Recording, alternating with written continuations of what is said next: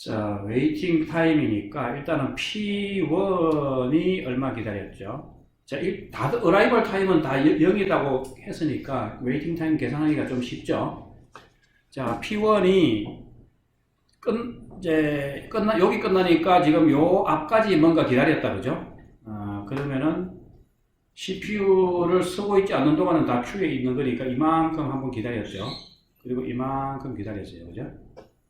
여기 하고 나면 이제 여기서는 엑시트 하고 이제 끝났으니까 여기서 요 시점에서 스타트 한 거고, 그죠?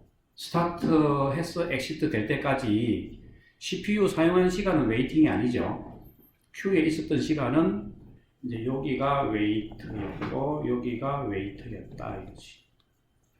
요때는 CPU를 차지하고 있었고 요때도 CPU를 차지하고 있었고 요때도 CPU를 차지하고 있었다 이거죠. 그럼 웨이팅만 계산해 보면은 20에서 77이니까 얼마입니까? 57인가요? 그 다음에 97에서 121은 더하기 24인가요? 산수 제대로 하는지 봐주세요. 자, P2는 그러면 얼마나 기다렸을까?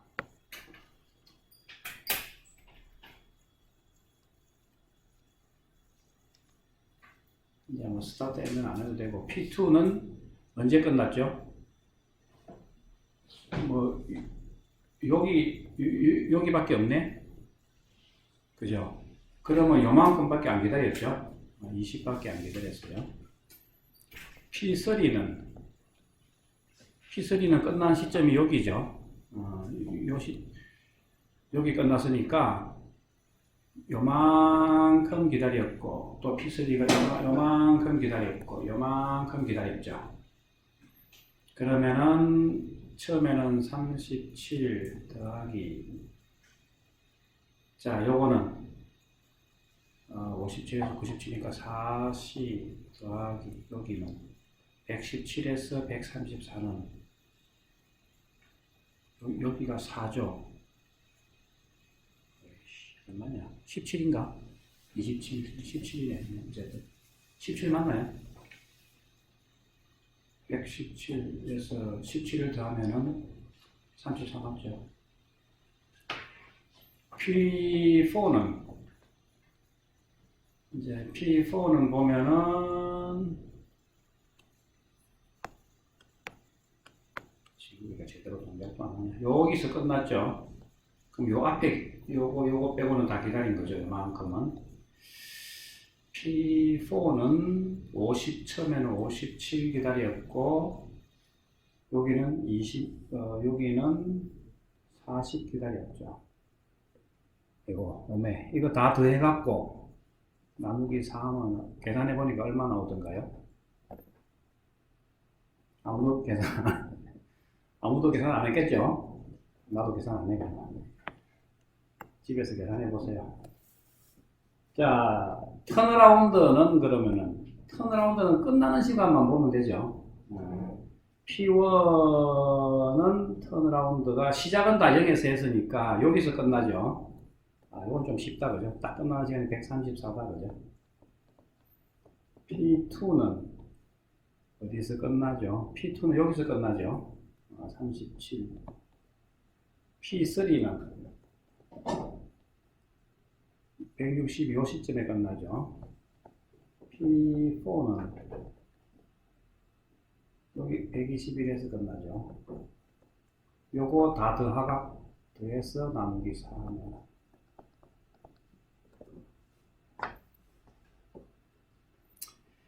자, 그래서 계산해 봤더니 앞에 SJF하고 어떻게 나오는지는 이 산수가 복잡해서 이거.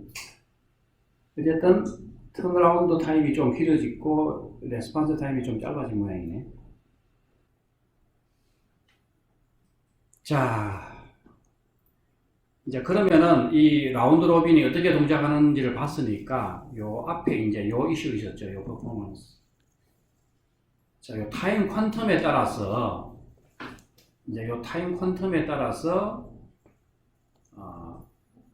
요 이제 이제 컨텍스트 스위치가 몇 번 일어나고 오버헤드가 얼마나 되는지. 자, 일단은 프로세스 타임이 10mm니까 타임 퀀텀이 10이면은 그러면 이제 콘텍스트 스위칭이 안 일어나겠죠. 주어진 시간보다 작게 썼으니까 강제로 이제 그러니까 그 프리앰프션이 안 일어날 거라고. 그러니까 여기서는 요때는 이제 노 프리앰프션.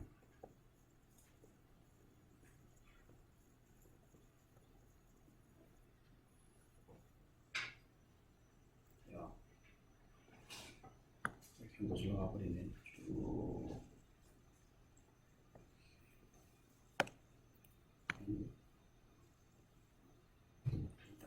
노 프리앰프션 쓰려니까 옆에 잘려갖고.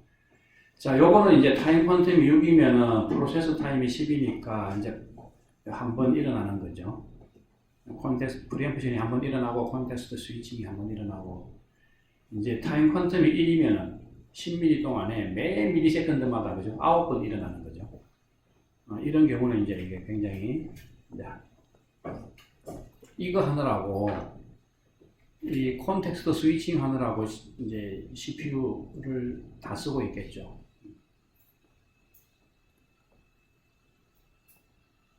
자, 이렇다 이 말이에요.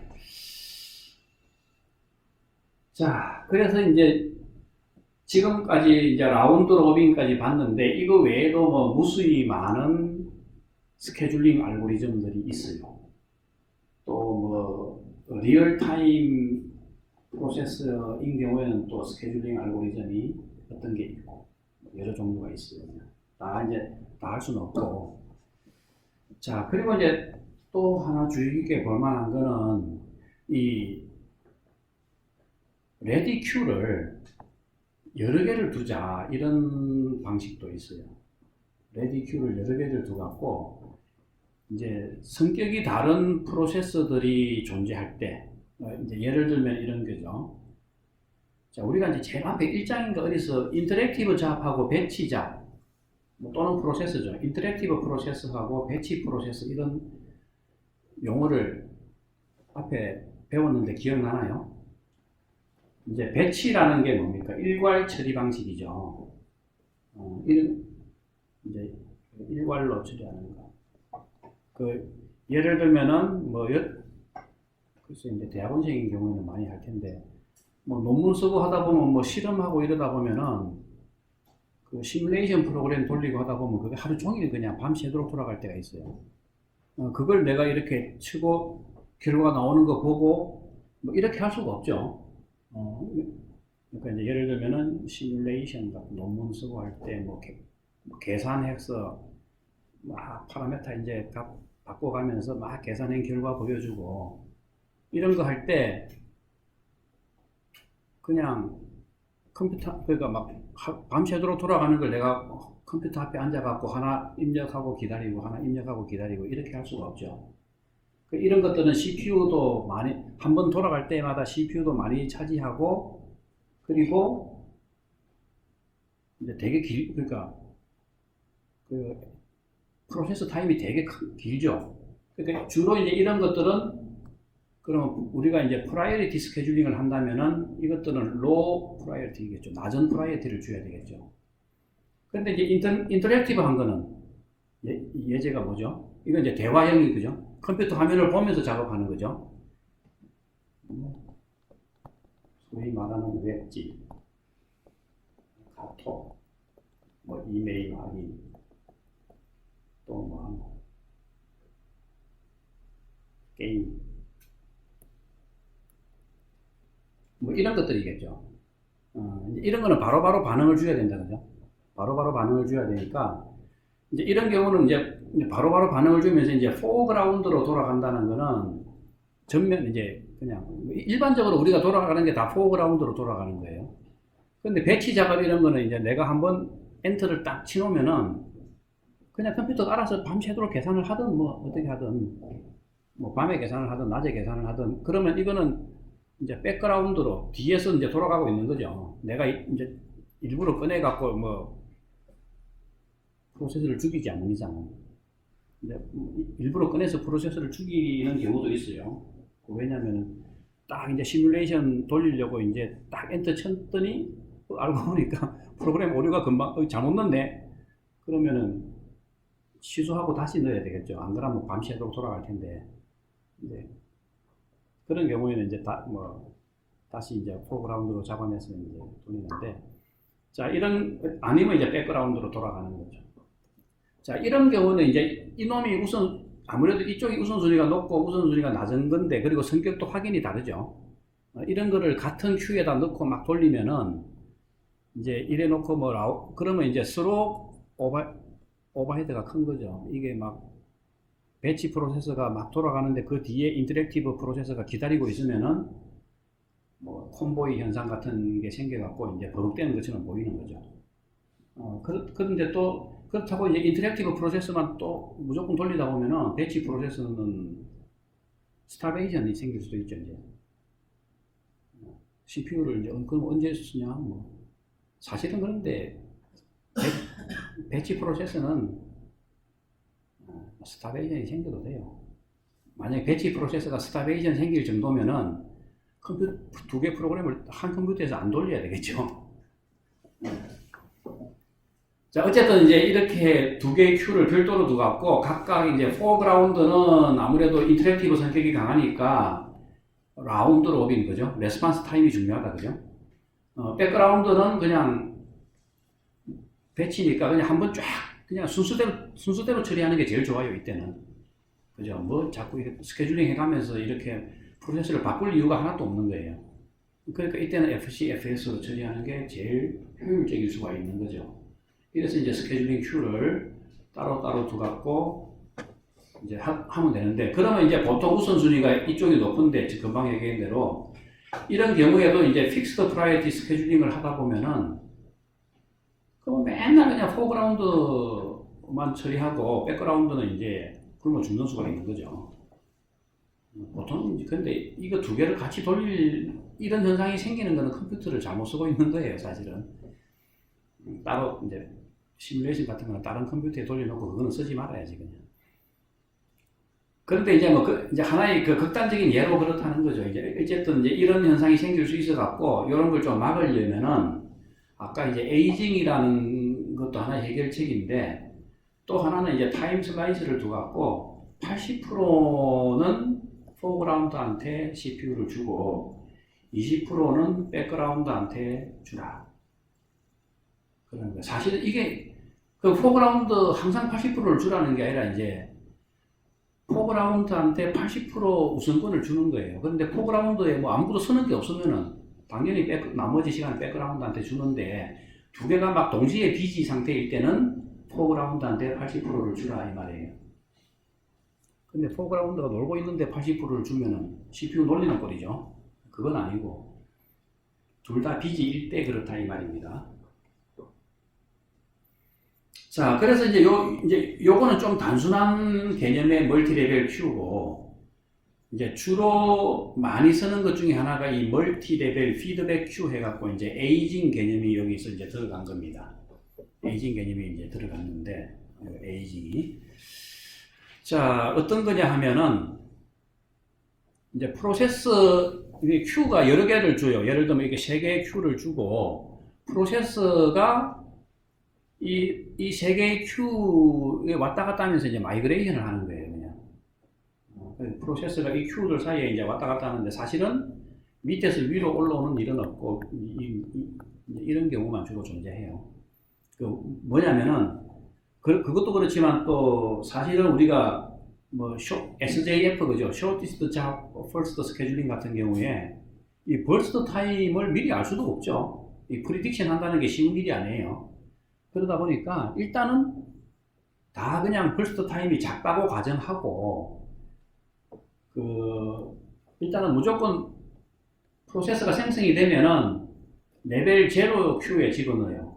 그럼 이 레벨 0 큐는 타임 퀀텀이 8인 라운드 로빈 스케줄링을 하는 거예요, 그냥. 자, 여기서 일정 시간이 지나면은 여기서 한 바퀴 돌릴지 두 바퀴 돌릴지 그거는 이제 스케줄링 팔러시에 따라서 요 레벨 0 QS 라운드 로빈을 몇 번 하다가 아직도 안 끝난 프로세스는 이제 이쪽으로 내려가 버리는 거죠. 그러니까 CPU를 벌스트 타임이 길면 길수록 이제 프라이어티를 떨어뜨리겠다는 거예요. 처음에는 다 높은 프라이어티를 줬다가, 그죠? 이제 좀 떨어뜨리겠다는 거예요. 그러면 CPU를 계속 쓸 프로세스는 이제 16mm 타임 퀀텀을 가지는 라운드 로빈 Q로 집어넣어 버리는 거예요. 여기서도 몇 바퀴 돌렸는데 또 안 끝나면 아예 이제는 배치 같이 이제는 그냥 남아있는 거는 순수대로 남아있는 시간이 있으면 거기서 처리하라 이 말이에요. 자, 이렇게 하면은 이제 그러면서 이제 이 CPU는 만약에 한 개다 이러면은 이 세 개의 Q를 번갈아 가면서 이제 스케줄링 해야 되겠죠. 그때 이제 이게 우선이지. 이 요쪽에 요쪽 Q에 프로세서가 있으면 이거 먼저 라운드 로빙을 시키고, 여기가 이제 없어지면 비계되면 이놈을 돌리고, 이게 비계되면 이놈을 돌리는 거죠. 이런 식으로 해서 이제 스케줄링을 하면은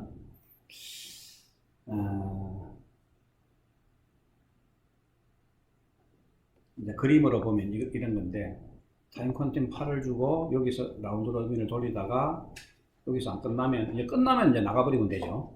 안 끝나면 1로 내려오고 여기서 안 끝나면 또 1로 내려오게. 이렇게 처리하는 게 이제 멀티레벨 피드백 큐입니다.